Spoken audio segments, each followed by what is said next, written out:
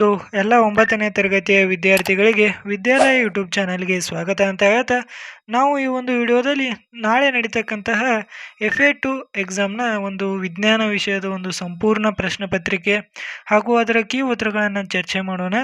ಅದೇ ರೀತಿ ಈ ಒಂದು ಕ್ವಶನ್ ಪೇಪರ್ ನಿಮ್ಮ ಎಕ್ಸಾಮ್ಗೆ ತುಂಬ ಅಂದರೆ ತುಂಬಾ ಅನುಕೂಲಕರ ಆಗಿರ್ತದೆ. ಇದರಿಂದ ನಿಮಗೆ ಹೆಚ್ಚು ಒಂದು ಅಂಕಗಳನ್ನು ಪಡೆಯೋಕ್ಕೂ ಕೂಡ ಸಾಧ್ಯವಾಗಿರ್ತದೆ. ಅದರಿಂದ ಈ ವಿಡಿಯೋವನ್ನು ಕೊನೆ ತನಕ ನೋಡಿ. ನಾವು ಇದೇ ವಿಡಿಯೋದಲ್ಲಿ ಅದರ ಉತ್ತರಗಳನ್ನು ಚರ್ಚೆ ಮಾಡಲಿದ್ದೇವೆ. ಮತ್ತು ನೀವೇನಾದರೂ ನಮ್ಮ ಚಾನಲ್ಗೆ ಹೊಸಬರಾಗಿದ್ದರೆ ಈ ಚಾನಲ್ನ ಕೂಡ ಸಬ್ಸ್ಕ್ರೈಬ್ ಮಾಡ್ಕೊಳ್ಳಿ ಅಂತ ಹೇಳ್ತಾ ಈಗ ತಡ ಮಾಡದೆ ಪ್ರಶ್ನೋತ್ತರಗಳಿಗೆ ಮುಂದುವರಿಯೋಣ. ಮೊದಲನೇ ಒಂದು ಪ್ರಶ್ನೆ ಕೇಳಿದ್ದಾರೆ, ಸರಿಯಾದ ಉತ್ತರವನ್ನು ಆರಿಸಿ ಬರೆಯಿರಿ ಅಂತ ಕೇಳಿದ್ದಾರೆ. ಬಹು ಆಯ್ಕೆ ಪ್ರಶ್ನೆಗಳು, ಒಟ್ಟು 3 ಪ್ರಶ್ನೆಗಳಿರ್ತವೆ, 3 ಅಂಕ. ಮೊದಲನೇ ಒಂದು ಪ್ರಶ್ನೆಯನ್ನು ನೋಡೋದಾದ್ರೆ, ಕೆಳಗಿನವುಗಳಲ್ಲಿ ಯಾವುದು ಒಂದು ಶುದ್ಧ ವಸ್ತುವಾಗಿದೆ ಅಂತ ಕೇಳಿದ್ದಾರೆ. ಆಪ್ಷನ್ ಅಲ್ಲಿ ನೋಡಿದ ತಕ್ಷಣ ಶುದ್ಧ ನೀರು ಅಂತೇಳಿ ಅವರ ಕೊಟ್ಟಿದ್ದಾರೆ. ಸುಮ್ಮ ತಲೆ ಓಡಿಸೋದೇನು ಬೇಕಾಗಿಲ್ಲ. ಆದ್ದರಿಂದ ಆಪ್ಷನ್ ಬಿ ಇಲ್ಲಿ ಸರಿಯಾದ ಉತ್ತರವಾಗಿರುತ್ತದೆ. ಅದೇ ರೀತಿ ಎರಡನೇ ಒಂದು ಪ್ರಶ್ನೆಯನ್ನ ನೋಡೋದಾದ್ರೆ, ಚಲನೆಯ ಎರಡನೇ ನಿಯಮವನ್ನು ಪ್ರತಿನಿಧಿಸುವ ಒಂದು ಗಣಿತೀಯ ರೂಪ ಅಂತ ಕೇಳಿದ್ದಾರೆ. ಎರಡನೇ ನಿಯಮ ಯಾವ್ದಪ್ಪ ಅಂದ್ರೆ ಫೋರ್ಸ್ದಾಗಿರ್ತದೆ. ಆದ್ದರಿಂದ F=ma ಇಲ್ಲಿ ಒಂದು ಸರಿಯಾದ ಉತ್ತರವಾಗಿರ್ತದೆ. ಮೂರನೇ ಪ್ರಶ್ನೆಯನ್ನ ನೋಡೋದಾದ್ರೆ, ಜೀವಿಯ ದೇಹದಲ್ಲಿ ಕೊಬ್ಬು ಸಂಗ್ರಹಿಸುವ ಒಂದು ಅಂಗಾಂಶ ಯಾವುದು ಅಂತ ಕೇಳಿದ್ದಾರೆ. ನಮಗೆಲ್ಲ ಗೊತ್ತಿದೆ, ಕೊಬ್ಬನ್ನು ಸಂಗ್ರಹಿಸುವ ಒಂದು ಅಂಗಾಂಶ ಅಡಿಪೋಸ್. ಆದ್ದರಿಂದ ಆಪ್ಷನ್ ಬಿ ಇಲ್ಲಿ ಸರಿಯಾದ ಉತ್ತರವಾಗಿರುತ್ತದೆ. ಇನ್ನು ಎರಡನೇ ಪ್ರಶ್ನೆ, ಮೂಲ ಪ್ರಶ್ನೆಯಲ್ಲಿ ಎರಡನೇದು, ಈ ಕೆಳಗಿನ ಪ್ರಶ್ನೆಗಳಿಗೆ ಒಂದು ವಾಕ್ಯದಲ್ಲಿ ಉತ್ತರಿಸಿ ಅಂತ ಕೇಳಿದ್ದಾರೆ.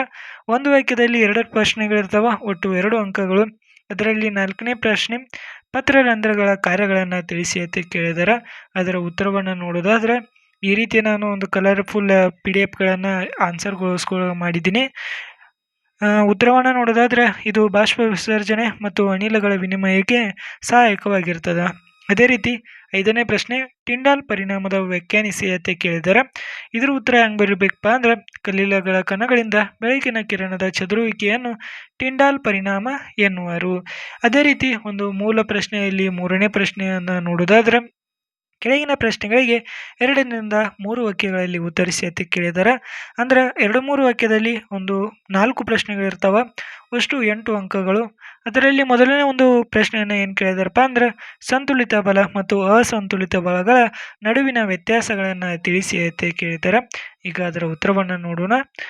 ಸಂತುಲಿತ ಸಂತುಲಿತ ಬಲವನ್ನು ನೋಡೋದಾದ್ರೆ, ಎಲ್ಲ ದಿಕ್ಕುಗಳಿಂದ ವಸ್ತುವಿನ ಮೇಲೆ ಪ್ರತಿವರ್ತಿಸುವ ಬಲವು ಸಮವಾಗಿದ್ದಾಗ ಅವು ಪರಸ್ಪರ ಪರಿಣಾಮ ರದ್ದುಗೊಳಿಸುತ್ತವೆ, ಅಥವಾ ಎರಡೂ ಬದಿಯಿಂದ ಸಮಬಲ ಹಾಕಿದಾಗ ವಸ್ತು ಚಲಿಸುವುದಿಲ್ಲ.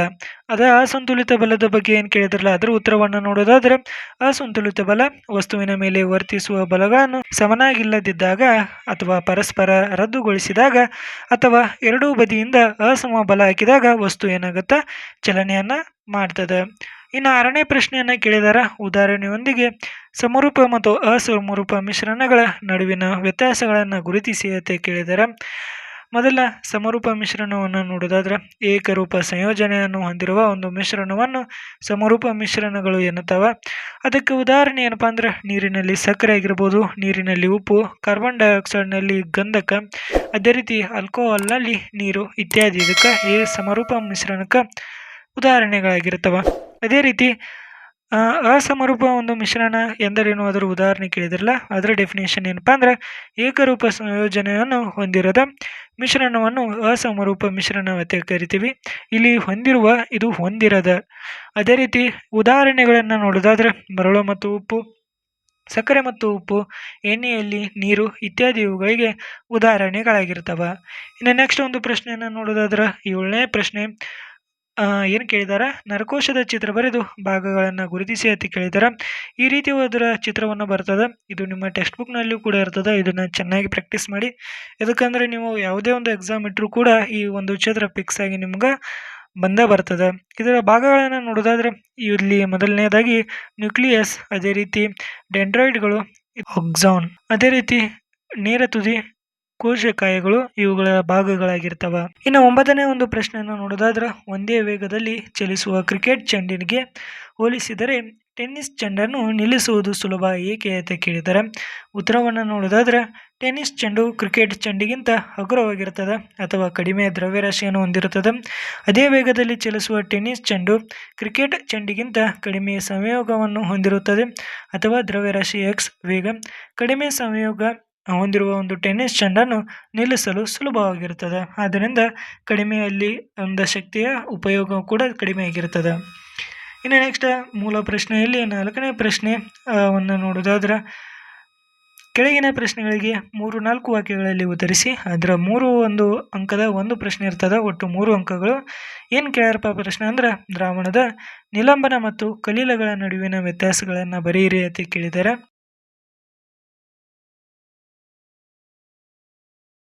ಇದರ ಉತ್ತರವನ್ನು ನೋಡೋದಾದ್ರೆ, ಈ ರೀತಿ 3 ಕಾಲಮ್ಗಳನ್ನು ಮಾಡ್ಕೋದು. ದ್ರಾವಣಗಳಾಗಿರ್ಬೋದು, ನಿಲಂಬಿತ ಮಿಶ್ರಣ, ಅದೇ ರೀತಿ ಕಲೀಲಗಳ ಅಂತೇಳಿ. ಮೊದಲು ನಾವು ದ್ರಾವಣಗಳಲ್ಲಿ ಪಾಯಿಂಟ್ಸ್ಗಳನ್ನು ನೋಡುತ್ತಾ ಹೋದ್ರೆ, ದ್ರಾವಣ ನೀರು ಮತ್ತು ಸಕ್ಕರೆಯ ಒಂದು ಉದಾಹರಣೆ. ಇದು ಸಮರೂಪ ಮಿಶ್ರಣವಾಗಿರುತ್ತದೆ. ಕಣಗಳು ಬರಿಗಣ್ಣಿಗೆ ಕಾಣಿಸುವುದಿಲ್ಲ. ಅದೇ ರೀತಿ ಬೆಳಕಿನ ಕಿರಣಗಳನ್ನು ಚದುರಿಸುವುದಿಲ್ಲ. ಪಥವು ಕಾಣುವುದಿಲ್ಲ. ದ್ರವ್ಯದ ಕಣಗಳು ತಳ ಸೇರುವುದಿಲ್ಲ. ಅಂದರೆ ದ್ರಾವಣ ಸ್ಥಿರವಾಗಿರ್ತದೆ, ಬೇರ್ಪಡಿಸಲು ಸಾಧ್ಯವಿಲ್ಲ. ದ್ರಾವಣವು ದ್ರಾವ್ಯ ಮತ್ತು ದ್ರಾವಕದ ಒಂದು ಮಿಶ್ರಣವಾಗಿರುತ್ತದೆ. ಇನ್ನು 2ನೇ ಕಾಲಮ್ ನಿಲಂಬಿತ ಮಿಶ್ರಣದ ಬಗ್ಗೆ ಏನು ಕೇಳಿದಾರಲ್ಲ, ಇಲ್ಲಿ ಒಂದು ಉದಾಹರಣೆ ಏನಪ್ಪಾ ಅಂದ್ರೆ, ನೀರು ಮತ್ತು ಸುಣ್ಣದ ಪುಡಿ. ಇದೊಂದು ಅಸಮರೂಪ ಮಿಶ್ರಣವಾಗಿರ್ತದೆ. ಕಣಗಳು ಬರಿಗಣ್ಣಿನಿಂದ ನೋಡಬಹುದು. ಅದೇ ರೀತಿ ಬೆಳಕಿನ ಕಿರಣಗಳು ಚದುರಿಸುತ್ತವೆ. ಪಥ ಅದರದ ಕಾಣಿಸಿರುತ್ತದೆ. ದ್ರಾವಣದ ಕಣಗಳು ತಳದಲ್ಲಿ ಸಂಗ್ರಹವಾಗುತ್ತದೆ. ದ್ರಾವಣವು ಅಸ್ಥಿರವಾಗಿರುತ್ತದೆ. ಸೋಸುವಿಕೆಯಿಂದ ಬೇರ್ಪಡಿಸಬಹುದು. ಅದೇ ರೀತಿ ಮಾಧ್ಯಮ ನಿಲಂಬಿತ ಸ್ಥಿರವಾಗಿರುತ್ತದೆ. ಇನ್ನು 3ನೇ ಒಂದು ಕಾಲಮ್ನಲ್ಲಿ ಕಲೀಲಗಳು ಕೇಳಿದ್ದಾರೆ. ಒಂದು ಉದಾಹರಣೆ ಯಾವುದಪ್ಪ ಅಂದ್ರೆ, ನೀರು ಮತ್ತು ಹಾಲು. ಅದೇ ರೀತಿ ಇದೊಂದು ಅಸಮರೂಪ ಮಿಶ್ರಣವಾಗಿರ್ತದೆ. ಕಣಗಳ ಗಾತ್ರವು ಬರಿಗಣ್ಣಿನಿಂದ ನೋಡದಷ್ಟು ಸಣ್ಣದಾಗಿರುತ್ತದೆ. ಬೆಳಕಿನ ಕಿರಣಗಳು ಚದುರಿಸುತ್ತದೆ ಅಥವಾ ಪಥವು ಕಾಣುತ್ತದೆ. ಅದೇ ರೀತಿ ದ್ರಾವಣಗಳು ತಳ ಸೇರುವುದಿಲ್ಲ. ದ್ರಾವಣ ಸ್ಥಿರವಾಗಿರುತ್ತದೆ.